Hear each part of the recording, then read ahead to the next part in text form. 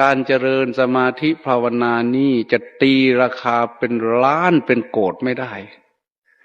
เศรษฐีบางคนเกิดมาก็รวยเปล่าตายเปล่าแม้จะทำบุญเป็นล้านเป็นโกฏบุญเขาไม่ได้เสี้ยวหนึ่งของผู้ที่เจริญสมาธิภาวนาให้จิตของตนเองสงบลงได้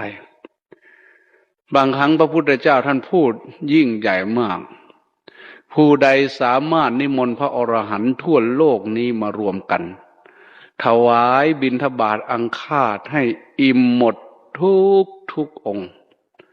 ได้บุญมากหาประมาณไม่ได้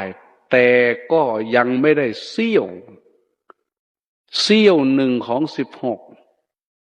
ของผู้ที่ดำรงจิตของตนให้ตั้งมั่นอยู่ในความสงบได้